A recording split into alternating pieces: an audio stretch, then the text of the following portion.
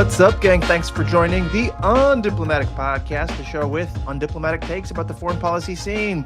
I'm Van Jackson here with my co-hosts Julia Gledhill and Matt Duss. What's good, people? Hey, friends. Not a whole lot, Van. Yeah, no, today, no. Not a whole lot? Good. Not a lot good today. Cool. Sorry. Game over. Well, then let's pack it up. I thought we could start with some, I don't know if you want to call this levity.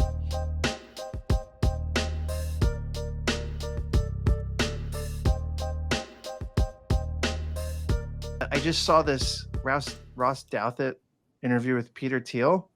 Oh, God. And there's just a short clip. So Ross Douthat, not a friend of the pod necessarily. He's a, post-liberal right-wing guy. But he put some questions to Peter Thiel in this interview that I feel like I would have asked in a register that I might have asked them in. And I suppose he should get credit for that. I don't know. Let me see if I can share this real quick. This is my very specific question for you, right? Is that you're an investor in AI. You're deeply invested in Palantir, in military technology, in technologies of surveillance, in technologies of warfare, and so on, right? And it just seems to me that when you tell me a story about the Antichrist coming to power and using the fear of technological change to sort of impose order on the world, I feel like that Antichrist would maybe be using the tools that you were building, right? Like, wouldn't the Antichrist be like, great, we're not going to have any more technological progress, but I really like what Palantir has done so far, right? Yeah, I mean, isn't that a concern? Wouldn't that be the irony of history would be that the man publicly worrying about the Antichrist accidentally hastens his or her arrival? There are all these different scenarios. I obviously don't think that that's what I'm doing. I mean, to be clear, I don't think that's what you're doing either. I'm just interested in how you get to a world willing to submit to permanent authoritarian rule. Well, but again, there are these different gradations of this we can describe, but what the is fuck? this so preposterous, what I've just told you, as a broad account of the stagnation that the entire world has submitted for 50 years to peace and safetyism? This is 1 Thessalonians 5:3. The slogan of the Antichrist is peace and safety, and we've submitted. Jesus H. Man. I don't want to use the Lord's name in vain, but what the fuck? I'm glad we got my fellow Sunday school kid, Julia, here to help unpack Thessalonians. I know, you sound like my mom, man. I don't know. I mean, I just don't want to jump in. Like Ross could have asked that question a different way and been like, isn't it weird that you think the Antichrist will be the guy who wants to stop you from making shitloads of money? That seems weird. That's fucking crazy. Yeah, he seemed really tripped up by that too. I mean, again, lack of interview prep here. Well, I mean, it's that, but it's also like, we talked about the Ted Cruz interview, but especially these big tech guys like Alex Karp, like every kind of clip I see of Alex Karp, I feel like, why doesn't he have a media team encouraging him not to speak in public? Because it's just like this, like sophomore year bong hit dorm room bullshit that these guys, because they're rich and surrounded with yes people, like, think is intelligent, but it's absolutely stupid. Yeah. It's very worrying that they don't care. Yeah. Well, they don't have to care. They're so wealthy. Those guys and never powerful. change. Yeah, they don't have to care. They're rich. I feel like like Peter Thiel, you heard it a little bit in that clip, but Peter Thiel has been on a soapbox for a while about the virtue for authoritarianism, like in monarchical form or whatever. But like, he thinks like despotism is the way, and that I feel like if that's the hot take that you're going to have and put money behind, like maybe you should have like a really good argument. Is that crazy? Is that like a lot to ask for? He couldn't fucking answer like. Well, yeah, no, but this is all like, Curtis Yarvin, who you guys I'm sure are aware Yeah. of, who is one of these, you know, who is kind of I don't know if I want to call him like the leading intellectual, because that's almost like an abuse of that term, but there was an amazing New Yorker magazine profile of him a few weeks ago. And it's like, this guy is just like an online edgelord who decided to commit to the bit. Yeah. I mean, there is like nothing there beyond just like being edgy and saying provocative things. It's like, yeah, democracy's bad, and some people should just be sacrificed. But he's just leaning all in on it. Yeah, no, I read that piece a couple weeks ago, and admittedly, I'd not heard of him before. I guess there's just new right wingers crop up in my media landscape all the time, and I'm like, where have you been? I don't really want to know who you are, but no, I mean, like the piece said he wanted, basically America to be a heavily armed, ultra profitable corporation. I'm like, well, we're not that far off. I know. So in some ways,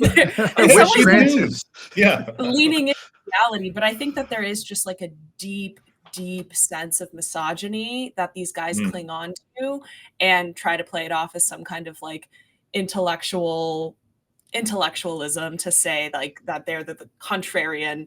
Like this was like the most annoying guy in your poli-sci class in college who was, like disagreeing with everybody, always making the devil's advocate argument simply to disagree. And it's always about domination. It's always about power and control over other people. Yeah. Right. And just in love, like with his own transgression. That's what it is. I'm going to say the thing that people are afraid to say, without regard, for why people don't want to say those things, because it's inhuman, it's misogynistic, it's offensive, it's racist. It's just like, I'm willing to cross these lines. And there's nothing more beyond that. It's just it's transgression. Matt, have you seen Mountainhead yet? Julia said she saw it. Of course. I have struggled to finish it. It's so bad, isn't it? So cringy. It's not just it's bad, but it's also like, coming from what's his name, who made Success. The way I described it is, I love Succession, but part of what is great about Succession is that you have these kids who are constantly kind of reliving the traumas inflicted on them by their horrible father, Logan Roy. But I watched Mountainhead and I'm like, this is just 4 Logan Roys hanging out. I'm not interested in that. That's what it is. Just these 4 Logan Roys, like trying to one up each other and be awful. And it's like, that's not really dramatically interesting to me. It's like, these are all good actors and they're giving good performances and it's a clever script, but ultimately, didn't hold my interest. I still need to watch it, but like at this point, I've heard so much about it that I don't know if I need to watch it. I mean, it's like, I don't know. Well, anyways, this Antichrist shit. I feel like Ross Douthat had a very, very compelling point in all of this, which is that the quartermaster's tools, the tools of the Antichrist language kind of makes me nervous or skittish for some reason, but like the end of the world type shit, it's going to rely on things like Palantir. It's going to involve people in camouflage with fucking guns that have to be funded some way, and that funding comes at the expense of others. Anyways, yeah. Have you guys ever seen the classic 70s film Thief in the Night about the Antichrist and the Antichrist? Oh my goodness, I can't believe. No. Okay, well, again, I'm a bit older here, so yeah, you can find this whole film on YouTube. It is an absolutely hilarious / terrifying like end times film. This is before like what's the one with Kirk Cameron? The famous the novels that were huge. Why can't the Left Behind series? Left Behind, yes, I'm sorry. Left Behind. I did have to watch that. That was like mainstream, but this was like 70s B movie about the rapture and then the end times, and everyone has to submit to getting like a UPC symbol on their neck so they can all be tracked. So that was that shit is like the Left Behind stuff, which is showing the rapture and the fucking barcodes and all that shit. That is like I traumatized child Van, you know what I mean? Like I think no matter where I go in life, is a long tradition. In the brain somewhere. Yeah, no. Like all of us were traumatized by Thief in the Night in the 80s when we watched these at like Christian summer camp. Like I remember like they showed it to us in the rec hall, and then there was this massive thunderstorm that put the power out. and kids were flipping out, man. They were absolutely traumatized, and the counselor was like, mission accomplished. Like, why is this okay to watch? Man. Well, all right. I thought that would be levity. I don't know if this counts as levity. I count this as levity.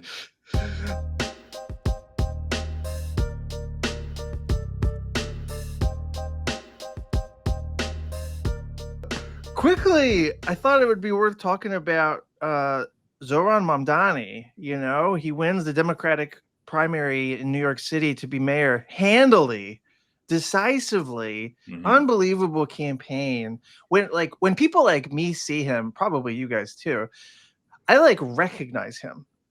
I'm like, oh, he's like me. You know what I mean? And like, even though he's probably he glows more and stuff, but like he's it's the filters, he's better. But like, I don't look at Chuck Schumer. I'm like, oh, he's like me. You know what I mean? Like, there's something different there. But yeah, the Waleed Shahid had a Substack where he went through and like frequency counted the 56,000 mentions of Mamdani across CNN, MSNBC, and Fox, and 59% of the coverage of him was about Israel and anti-Semitism. And that's, I mean, what do you say to that? It's just racist and like a total deflection. It's like using like a foreign policy version of identity politics to deflect from, you know, an economic populism, from these like very bread and butter social democracy things. Right. And it's also important, and it's obvious, but it's worth pointing out, this was not part of his campaign. He's running for mayor of New York. These were just questions that got asked of him because, you know, he is a brown Muslim man. And he would give these answers that were not the kind of required answers according to, you know, the talking points that you're supposed to regurgitate. And so it became a thing. This is a thing that has been imposed on him. I think he is handling it by and large very, very skillfully. Yeah. Like, now you're really seeing his communication skills because he's and they're throwing fastballs and he's hitting home runs. Like, because you know, his position is principled and defensible, and he's defending his principles, and people are upset about that because you know, the establishment is like, no, all this stuff we're throwing at you, this is supposed to throw you off your game. It is supposed to be creating horrible news cycles for you. And yet he raked it up last week, and he continues to do these really effective media appearances, and people, So, I mean, but, you know, we'll see. He has, you know, he came out of the primary with a number of quick endorsements. I think Nadler was important, Gerald Nadler, New York congressman.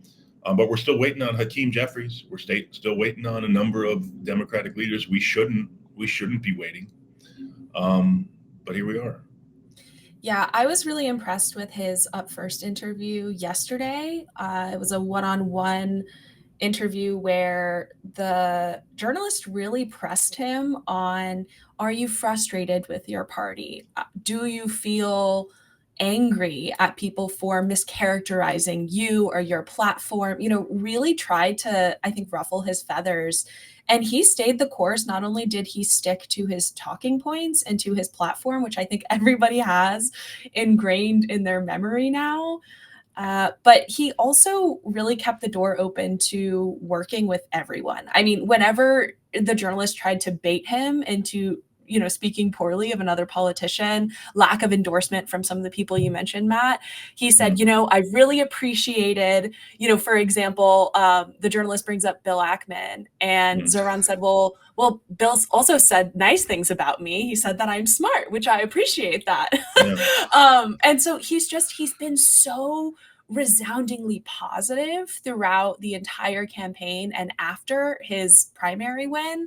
And I think that is so unusual and refreshing, because nobody wants to feel bad for a politician for the most part, because they are just like rich people or privileged people who tend to run for office, who have the resources and time to do that.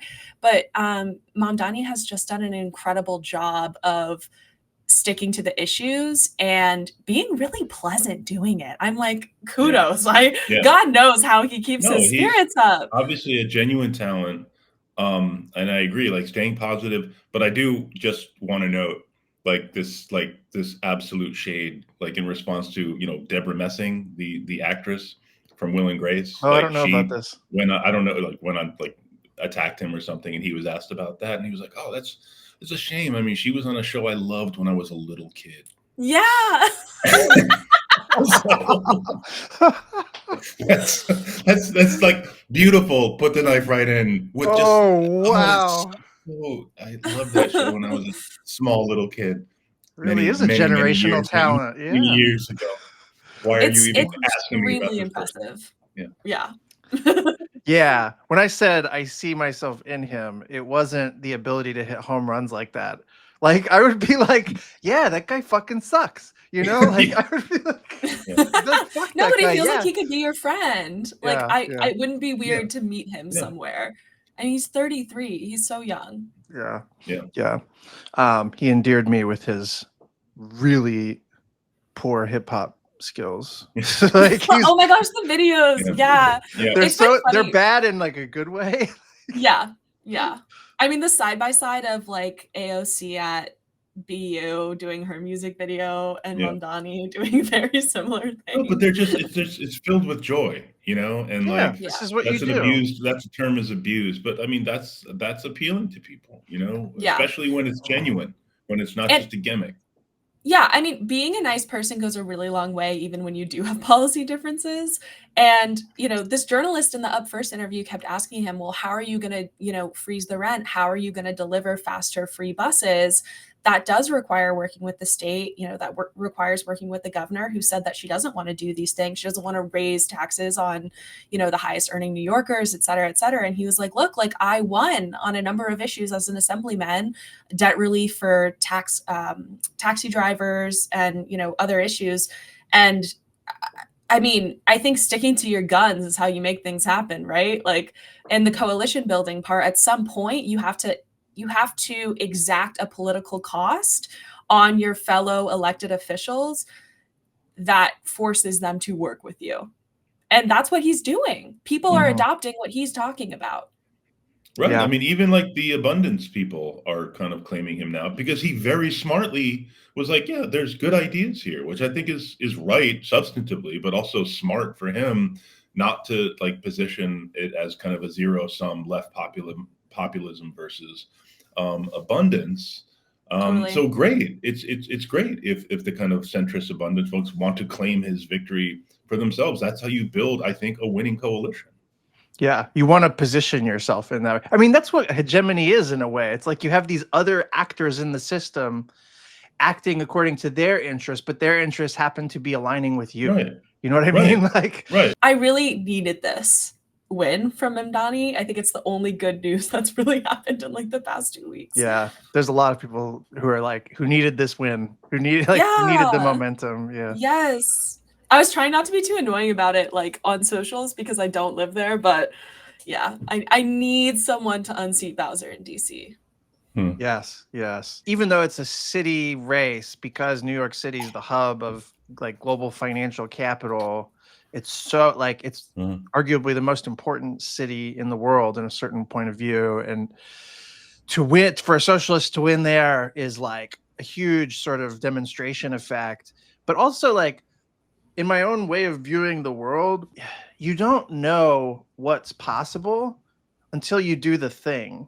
And like when you act in the world, it changes the context within which everybody else acts. So you can't really pre-strategize and game things out in advance and be like, well, if you pull this lever, then this other thing's going to happen. You win because it pulls like this. And it's like, no, you know, like it's like the Bernie theory of victory, where it's like you activate an electorate that's not currently in the calculation of the pollsters. You know, like you bring people into the franchise, and it's like, it's because of what you're representing and your decision to act in the world in a certain kind of way. And like, that's what I feel like opened up with this. And for good and ill. I mean, you see the way that Bernie, just by saying the things that he said, first in 2016 and then since then, and you know, the acclaim and the response and the enthusiasm he got, it was clear he was speaking for an enormous constituency. And that also works in the negative too. You know, Trump saying the things that he said that kind of had been like, we don't say these things in public. He said them in public and made clear there were a lot of people who hold these horribly racist views and anti-gay views and all these other things. But having people of power and influence who say them and represent them does have an enormous impact on the debate and the realm of the possible, both for good and for ill. Yeah. World making in the direction of utopia or dystopia. Yes. It's world making either way. So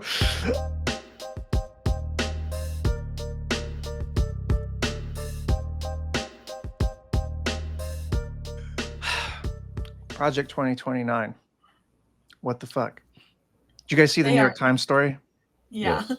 They are not jumping on the democratic socialist train. They're doing anything but that. The more I thought about this, the angrier I got.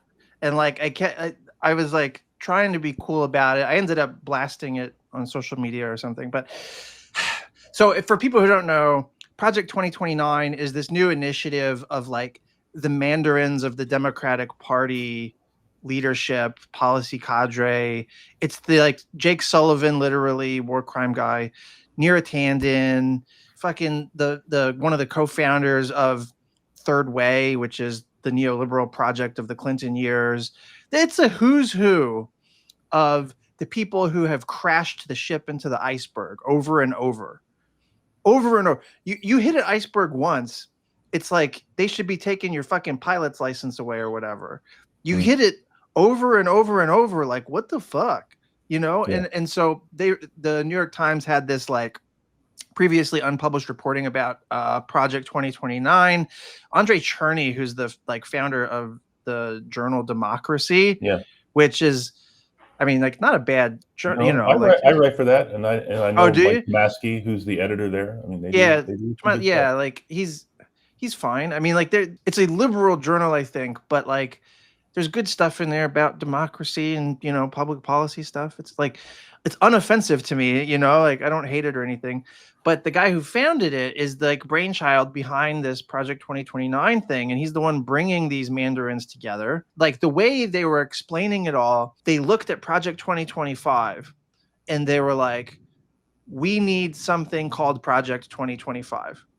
Not that we need our own Project 2025. We need something called it so that we cannot do the Zoran Mamdani model, right? Like the Democratic leadership does not want the answer to its own puzzle here. Like they don't want to win if it means peace, if it means sanctioning Israel, if it means economic populism, if it means that more Zorans win. They don't want to win in that case. And so Project 2029 to me is like them coming up with something, anything that's not the obvious winning formula. There's no analysis. There's no problem statement here, except that we need to answer Trump in some way. Very reactive. Yeah. I mean, I'll say like, yes, the names you listed do not give me enormous confidence that this is going to be like a really innovative, you know, set of answers to the problem. It seems very much like this is a defensive action by the establishment. I'll wait and see more if they actually, you know, reach beyond the, you know, the usual suspects. But this very much does seem like a throwback. Like this is kind of a defensive action by the remnants of Clinton world to retain, you know, a measure of control over the party's direction, which they still have, unfortunately. I mean, a lot. But I think, you know, it was interesting to me that one of the people who was quoted criticizing the project, and that was Adam Jenelson, who was, you know, fucking Fetterman guy, right? Fetterman guy. And again, Adam and I go way back. I've had some real disagreements with him. Like the Fetterman thing obviously did not work out. He's, you know, kind of the guy who's been pushing this idea that Democrats need to win by ignoring the groups. And my response to that is like, well, which groups are you talking about? Yeah. I think there's a lot of groups that Democrats should ignore, but I don't think you and I mean the same group. We know which groups he wants. But, you know, still, I mean, he's trying to do the same thing. So I think this is, you know, a situation where there's a lot of projects like this. Many of them have more creativity than just naming themselves Project 2029 that are trying to do the same thing, because there is a very lively, you know, debate right now, sometimes a quiet knife fight, sometimes a louder knife fight, sometimes a genuinely good faith conversation about the direction the party should have, and Zoran like supercharged that in a way that I think is really constructive, in a way that the three of us, for our side. But this is, I think so. Project 2029 is coming from a different direction. In my cursory Google, I tried to figure out what their vision is and what their pretty hard to find rallying cry is. And a couple of things struck me. First was that the names mentioned in the New York Times piece are not anywhere on the site from what I can find. There's a big page where you can indicate your interest in volunteering for Project 2029, because everybody wants to do unpaid labor, especially the DC policy types right now. Yeah. Like what? And then I saw that one of their like mission statements, the government envisioned by Project 2029.me is one that transcends the limits of hypercapitalism and authoritarianism, nurturing a stable, inclusive, and compassionate society where democracy flourishes, human potential thrives, and institutions faithfully serve the common good. So they're using some language to appeal to the left, and I mean that in the broadest sense by saying, I guess, hypercapitalism and nodding to progressive washing, whatever they want to put out. That's exactly what I'm trying to say. They're progressive washing, but then you read the rest and it's all, and there's nothing wrong with like classically liberal ideas, but they're trying to do both, right? Like they're trying to appeal to classical liberalism while progressive washing it, and you can't do like you can't really do both. It's in the same way that it's kind of like when libertarians, talking about the big beautiful bill, say this is more money in your pocket that you can then go spend on healthcare that you can't afford, like that we've just taken away from you. We'll get to that in a minute. Jesus H. Yeah. But it seems it's very sus to me. Like, put your name on it and don't ask people to do free work. Like, huh? Yeah. No, the fact that I don't think that we would be talking about this if it didn't appear in the New York Times. It was the idea that the New York Times thought this was that they should own the space, that this should be the dominant project. Well, right, because again, all these people, one thing they are good at is seeding stories in the New York Times and getting favorable. This is like manufacturing consent shit. They're not actually very good at governing, and that's part of the conversation we need to be having about. Yeah. They do also say we're shifting the focus from outrage to action, working towards a future worth fighting for. Small incremental changes won't cut it. Fuck out of here. Yeah, show me. Yeah, show me. Yeah. Yeah. I mean, like, at a selfish level, this is what grand strategies of the left was trying to do, right? Like, and there's no, like, when I wrote that book, I have no bright ideas in there other than articulating what was like already in the ether among various grassroots movements. Like that I was almost a collator of things that were already out there. So like the ideas, the entire unit, and the grand strategies of the left book doesn't say any one thing. It's not like you have to do this or this is what it would be to do like progressive policy or whatever. It's like there is a range of configurations that are possible, but here's the contours of that. Here's how we should understand that space. And so like, if you're looking for a blueprint or like an agenda, it should be able to like organically fit within what's in that book or draw from what's in that book. And from what we're seeing so far on this Project 2029 shit, certainly with the composition of who's involved, it looks like they're pretending that shit doesn't exist. And if you separate my own ego from it, it's the fact that that's a stand-in for all of the grassroots movements, like they're pretending that these ideas just aren't out there. Yeah, I mean, I have it right here. I've marked it up a bunch. I use it all the time. I'm using it for a paper I'm writing right now. But I think the point, like, to your point, this really helped me personally reckon with the trade-offs. Do you care more about global climate action or reducing wealth inequality in the United States, in the global north versus globally? Like those are the kinds of trade-offs you have to make on a policy level. And they're really difficult. There's no really good option.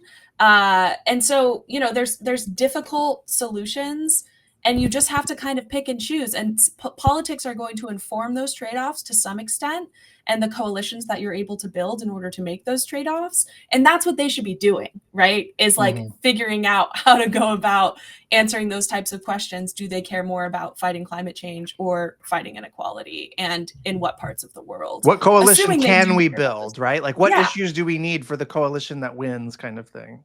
Yeah. Right.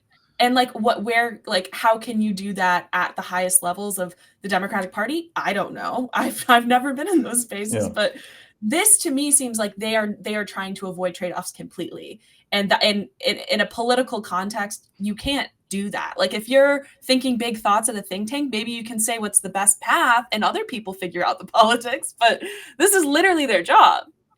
Yeah. I mean, there are simple litmus test questions like to know whether this is serious. You know, do you think anyone who supports war crimes should be accountable or not? Right? Do you think Israel should have primacy in the Middle East or not? Right? Do you accept multipolarity or not as a condition of our reality? Right? Do you think we should be continuing with the $1 trillion war machine or a $1.7 trillion nuclear triad or not?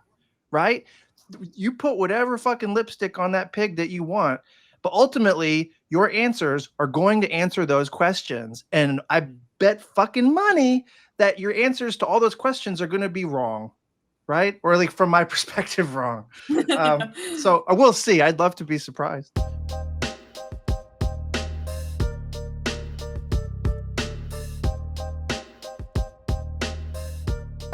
Other news was, well, we should do big back. Would it be fucking B triple B bill? Big, yeah. Not anymore. It's just the reconciliation bill. Yeah. Right? Now it's just the apocalypse.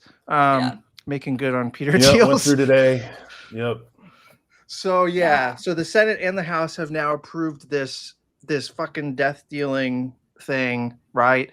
Historic transfer of wealth from the poorest Americans to the richest. It's going to take the numbers that I saw. It's going to take healthcare coverage away from 17 million people. That's a lot of dead grandmas, right? Yeah. It's the single biggest cut, $1 trillion to Medicaid since it came into existence. $4 trillion of tax cuts for the wealthy. $45 billion funding ICE, which makes ICE not just the largest federal law enforcement agency, but also one of the 10 largest militaries in the world. That is mind-boggling. The 10th largest military in the world. I mean, for a secret police, basically. I mean, come on. The USAID cuts, they were saying there's going to be like 14 million deaths. 14 million deaths from disease, from starvation, all preventable. And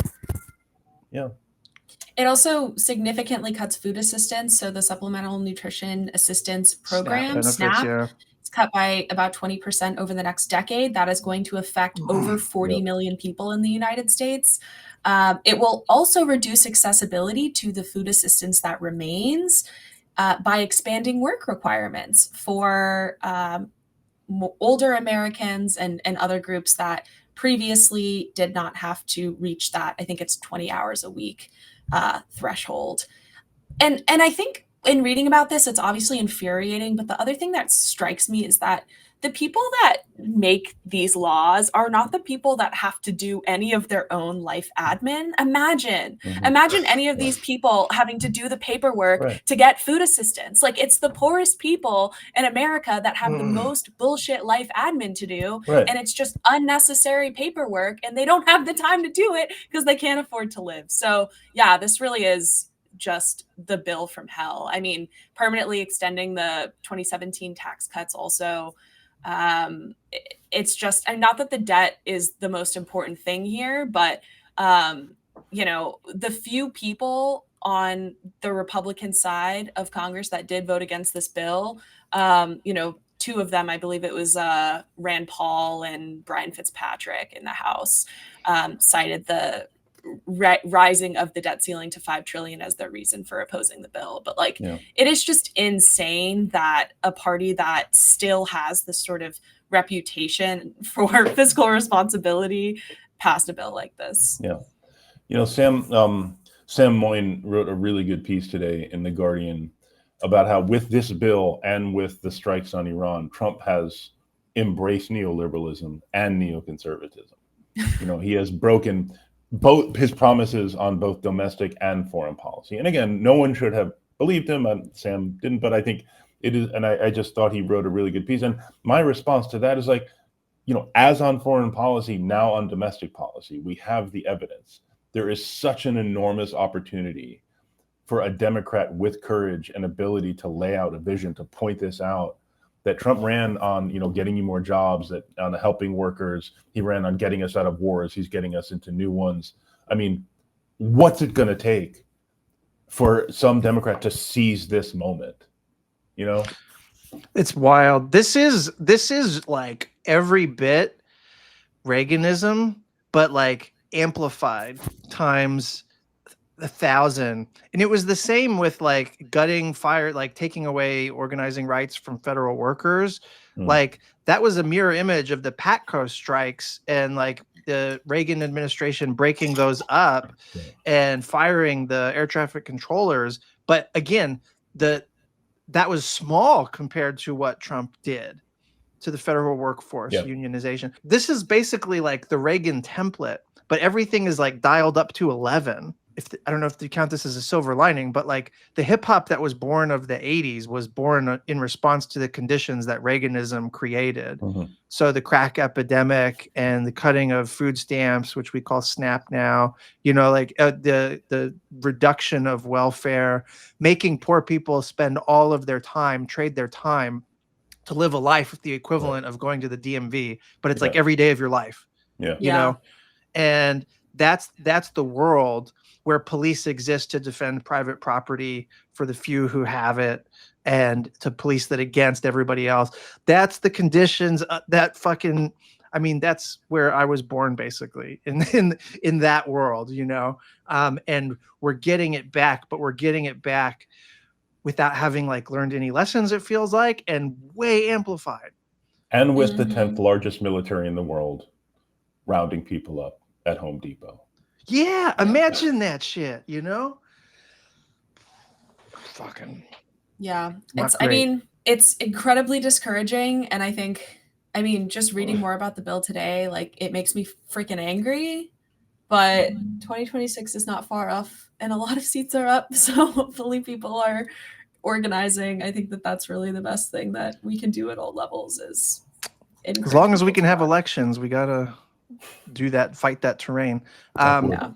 Yeah, there's also like a lot of provisions in this bill because it's so big that people are like not tracking.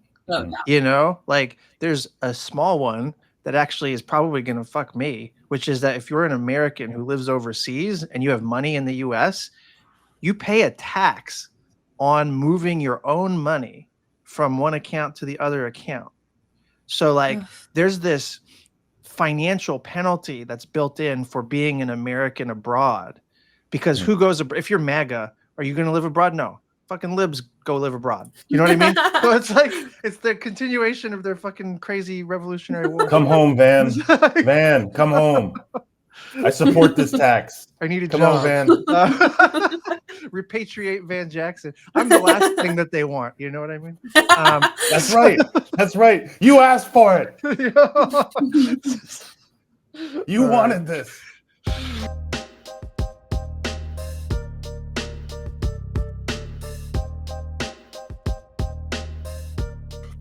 Real quick, there was something I wanted to share. Gallup did a poll about like America in the world. Can you guys see this? Yep. Yeah.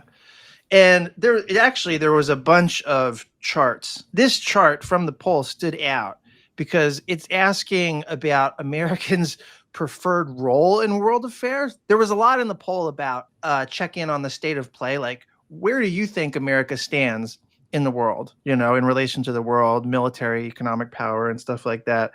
But this one really struck me because it's asking, like, literally, do you want America to play a dominant role in the world?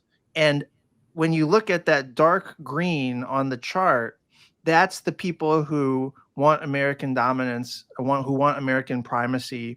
And it's really small. It's a super small constituency. Like people, this shit doesn't poll well, apparently. Yeah. No, I agree. Major role. I mean, okay, major role. Sure. Yeah, I want the U.S. to be at tables and helping shape the rules that benefit Americans and benefit everyone. But yeah, I agree. I mean, this is not a poll that shows a great deal of interest in primacy. The idea, I think there's still in Washington this rule the world or American global leadership view that we've been conditioned to accept, which is why it's in the preamble to like every national security strategy, still. And that is at odds with reality. Like, even if you like Trump, you probably don't want America ruling the world, So I don't know. I just thought that was interesting. Yeah, I feel like the opinions on U.S. role in the world really depend on how they're framed, right? Like the ones that show that people care about China or deterring China, whatever that means to them, are always framed in such a way that inflates the threat, the military threat, at least posed by China itself. That, like, I really think, to your point earlier about moving the sort of Overton window on like what is possible to achieve for politicians, that's a big part of it. I think we probably overstate how much Americans care about being quote unquote strong on defense, whatever that means to them. Because also when we talk about things like this, it's so ambiguous. Like how would you describe strength to the average person? They have no idea what we're spending on the Pentagon. So I think like that, I mean, obviously that is my pet issue that I always think people should be talking about, but I don't know. Maybe we'll see a wave of politicians that do start to bang that drum. It seems like you have to, like, if that's the reality, or if that's what people are saying, then you're gonna get people who stand up and try to represent that, And there's a way in which like Zoran is one expression of that, and there are others, like Nathan Sage is running as a populist in the Midwest, and there's like this independent streak that's going on. I don't know.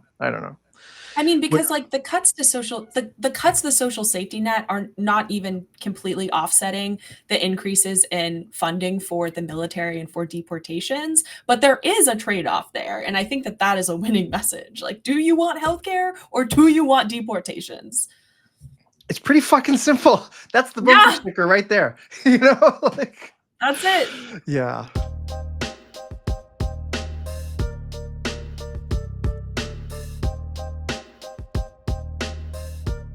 I guess maybe like last issue, the Politico, they reported that friend of the pod, Elbridge Colby, not friend of the pod, by the way, Undersecretary of Defense for Policy. Yeah. Number 3 position in the Pentagon. It has a very bureaucratic title that like normal people don't think anything of, but actually like it's a very powerful position. Right.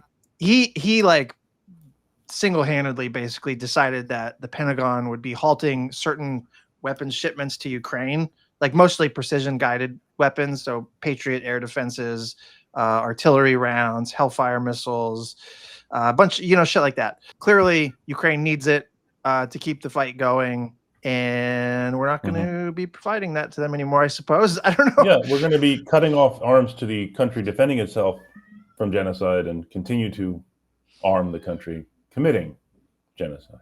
Yeah, I wrote about this in the newsletter, but this specific decision was why Bridge was appointed. Like, it's actually hard to find somebody with, blob credibility that can express MAGA priorities through foreign policy. Like, I think the ranks of those people are probably growing in the Trump era, but like prior to Trump winning, there just wasn't anybody who fit that category except basically like Bridge. Right. I mean, in fairness, Bridge would probably cut off, or at least diminish the amount of arms we're giving to Israel too, because China is, his overwhelming priority. Yeah. He thinks we're bogged down in the Middle East in the same way that we're bogged down in Europe. He is at least consistent in that view, but he's working for a president who, for whatever reasons, both political and ideological, thinks that it's fine to continue arming Israel. I saw this morning that Trump and Putin spoke on the phone for like an hour, and apparently this didn't come up at all. And what are they talking about? I don't know. Like, I don't know how this. How do you talk for an entire? And We're talking about Murderbot. Dave, have you watched Murderbot? Yeah. No. Whatever. Mountainhead? I don't know. Yeah, I'm sure that they shoot the shit for a while, because an hour's a long time to not talk about anything really substantive, and for Putin to say that they're not backing down. And Trump's like, okay, but we'll keep talking. That's That's it. A lot of people in the establishment hate Bridge, and I'm here for it, of course, but they hate him for reasons that are like really orthogonal to my own concerns about Bridge, right? And like the Ukraine thing is a good example of this, because there's like a dumb way to critique Bridge's decision here, and I want to make this like his decision. Like, it's on behalf of the US government, it's on behalf of MAGA and Trump, but like Trump himself is actually ambivalent about this whole weapons thing with Ukraine because he's frustrated about Russia, you know? And so like the dumb way to critique this is the kind of national security thing where it's like, you know, we don't need Ukraine's munitions to fight China. We can walk and chew gum at the same time. Why not do both? And that's literally just like classic primacy, right? Like that's the reasoning that justifies. We can have it all. Yeah. And that's if you how say we get can't $1 have it trillion all, you're war embracing machine. decline. Yes. Yeah. And like the smarter critique would be like, A, this is punishing Ukraine without any corresponding theory for how to end the war. So it's like you're making the ally eat it at the same time that you're not progressing toward war termination, you know? But then B, the way the Pentagon thinks about war with China, which is not new to this podcast, is a fucking loser. Like overmatch, more munitions. It's not a winnable war the way we currently imagine this stuff. And so therefore reprioritizing artillery shells from a real life battlefield to the hypothetical one in the backyard of the world's like technological hyperpower. The presumption behind Bridges' calculation here, if you want to have good faith about it, which I'm not sure that we should have good faith about it. I think this is a MAGA move. Like this is a political decision. But if you want to have good faith and read it in strategic military terms, there's a presumption that reprioritizing munitions like artillery shells toward China-Taiwan makes China-Taiwan scenario winnable. And that's not true. The way we haven't imagined how to win this war yet. And so adding the munitions doesn't change shit, you know? Yeah. I mean, I think there's also a piece of it. And I have to say, like, yes, I mean, it's Bridges' decision in his position, but like, he doesn't do this without, you know, Trump's support. And I think he's Trump's man at the Pentagon. Well, right, he's Trump's man. He's executing, like, you know, to the extent you can say Trump has a foreign policy vision. This is a part of it. Like the particulars, yes, are decisions made by others like Bridge, but it's all within the contours of what Trump wants, and that gets me to the point. Like, what's interesting about this is coming just like a week after the NATO summit, where you had like NATO chief Mark Rutte just like absolutely humiliating himself, like calling Trump daddy and all these others, just like the lesson is that gets you nothing. You embarrassed yourself a loss of all your in dignity front of the world in the hopes that you would like move the needle and like, you know, get some stuff. And it's like, no, he just pocketed that. He enjoyed it while it was happening. He forgot about it immediately, and you're still screwed. I've a slight, I'm not going to go on this tangent, but like, I don't spend a ton of time in Europe, but I find European political leaders and like policy elites to be embarrassing, like bereft of ideas, sycophants to power.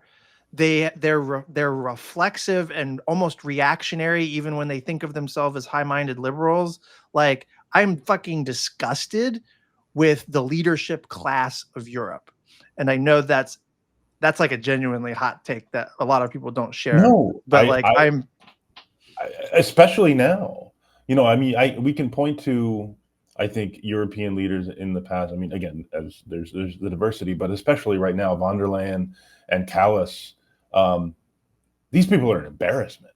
Yeah. I mean, I have to say, they really are. And I see this, and like for all the the damage, all the kind of, oh, Trump is going to destroy the transatlantic relationship, and NATO, the NATO alliance, is important alliance. It's like, no, your own cowardice and just, obsequiousness is what is corroding, the European part of this. I mean, yes, Trump, we have problems over here. Yes, I am sorry we elected him again, but you're doing a great job of screwing yourselves over too. Let's be clear. Yeah. You had a good discussion with Anand. I can never pronounce his last name. The guy who runs the Inc. Yeah. He's a great guy. But like, he is. You guys had a good discussion about America's global friends or traditional friends, basically like not giving us the truth, not speaking up to us or like weighing in enough on like.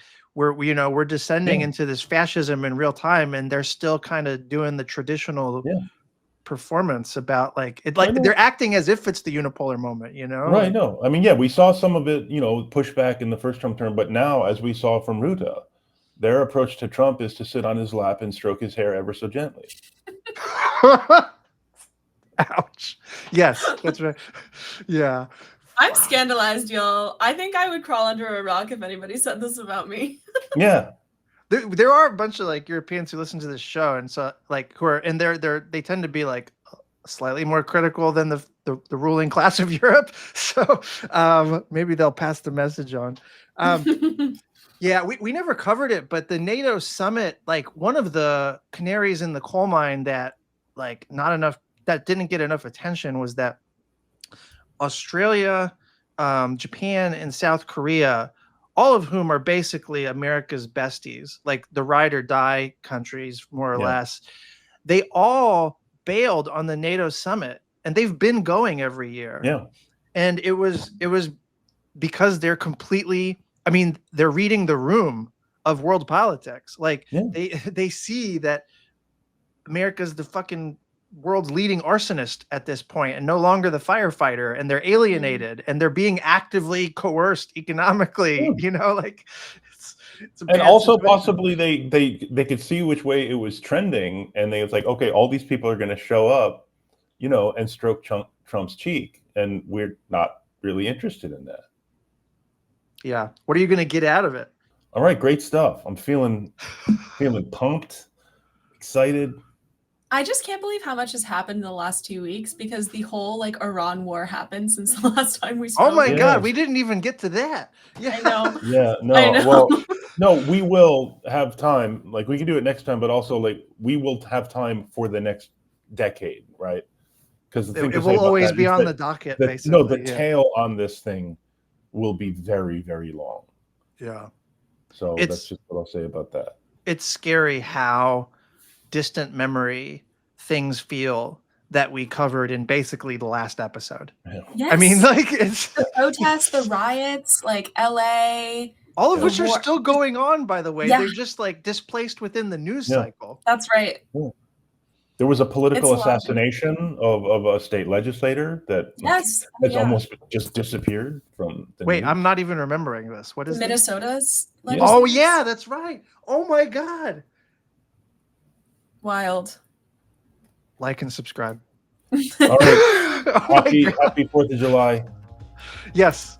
Happy 4th. That's tomorrow. So we're on 4th of July Eve. So they do fireworks here for like Guy Fawkes Day, but that's all. Okay. All right. Good to see you, friends. All right. Take care, guys. See y'all. Peace.